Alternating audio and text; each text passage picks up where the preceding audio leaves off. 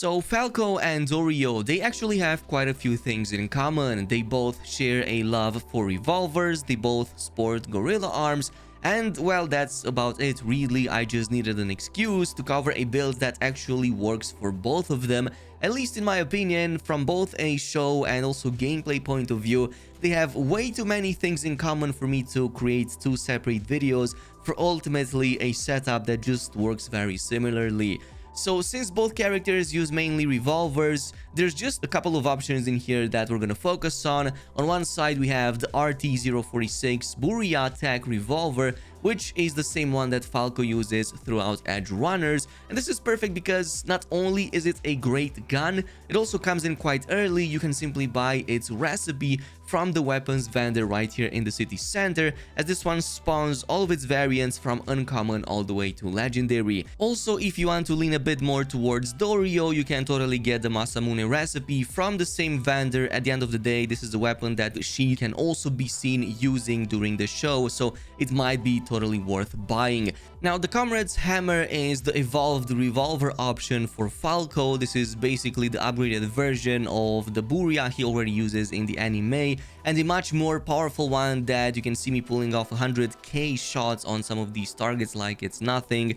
This actually comes in for free, as you just need to take the crafting recipe from a gang leader's cold body during the enemy gang activity near the bridge in Arroyo right here on this side of the map. The difference between that Buria and the Comrade's Hammer is quite massive. First of all, the first one has a better magazine size of 4, but it deals slightly lower damage, while the Comrade's Hammer has only 1 shot in the magazine, but its damage is absolutely massive. Both of them being tech weapons means they can shoot enemies through walls and obstacles, and will take advantage of that to make the damage even higher. Now, Overture is another option for revolvers, as this one is the same model that Dorio uses in the Edgerunners anime, and its advantage here is that it comes with a slightly larger magazine size of 6 and the ability to take up scopes and nozzles, but it's also weaker compared to some of the other two options, so I'm just gonna leave it at that. Now, stats is where it becomes a little bit more interesting, because at first I thought only one skill tree will directly affect our revolvers, but instead 2 of them will contribute to that. So the main one is obviously going to be reflexes. I went with 20 points into that. We're aiming here for as high crit chance as possible and as high crit damage as possible to bring up that really high damage. Handguns is the category of choice for pistols and revolvers, so really we're going with all of the perks here that increase everything, like the damage and crit chance for revolvers, revolver reload speed and dismemberment. And with the long shot and the Wild West perks, we don't just completely remove any range penalties here, but actually increase our damage the further a target is from us. And since we have 20 points into cool, brain power also comes in handy. Every headshot from this point on gives us crit chance increase for 5 seconds, so again bumping up as much as possible. Now, here is where we would normally be done directly buffing these certain weapons, but there's actually another skill tree that helps with the specific choices that we just made, and that's going to be technical ability, where I invested 18 points. So if you look at the engineering line, you will notice there's lots of perks that buff the charge damage for tech weapons, and you might be tempted to think that because these revolvers technically don't get to, well, charge, they wouldn't be affected by these perks. Well, that's actually wrong. In fact, you'll almost double your damage using just these options right here that fully affect the Buria and the Comrade's Hammer. So Tesla will add that extra 55% damage multiplier, full charge weapon bonus from Ubercharge also gets applied, and even F the walls improves the wall penetration damage, so you can literally shoot targets behind walls and obstacles even more effectively. For legendary crafting, it's 100% needed, especially since we will craft that legendary version of the Comrade's Hammer and we want that extra 10% difference in damage. And besides, the better armored clothing also helps here, since the HP isn't really that great with this specific build. Now, Cold Blood, same as last time, 16 over here, so we can get the 5 stacks from the coldest perk. This means that the bonus headshot damage we get from Frozen Precision is now 25% instead of just 15. And for those pesky single target bosses, Cold and Calculated will let us just get these stacks anyway when landing critical hits, well, at least 50% of the time. In ninjutsu, you can totally go with a silent and deadly if you happen to put on a silencer on the overture. It definitely works with that. And also added sniper on top, so yeah, it works doing headshot damage, higher numbers outside of combat. This is gonna help you on the first target just as you are about to engage enemies.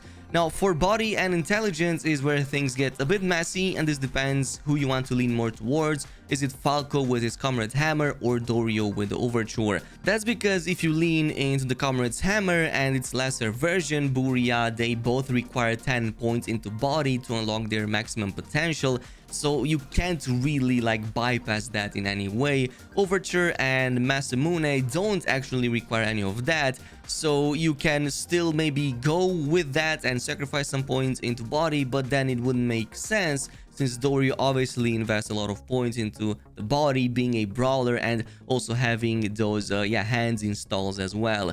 In this case, I went with 11 points, 1 point being the useless one left, so at least it gives me some 5 extra HP, but the 3 remaining ones I added into intelligence so I can get 6 in total. There's 2 main reasons for that. Most important, gameplay wise, this lets me put a white visual cortex support for the extra crit damage. As I've said, we're trying to squeeze as much of that as possible, but also lore wise because, well, at least Falco appears to be more intelligent than some of his other peers. At least he's the one that actually made it in the game from Main's entire crew. You can obviously spec a bit more into body if you want to, even sacrifice 2 points from the reflex or maybe all of the points from intelligence, but I think this is a pretty nice balance right here with some really high damage.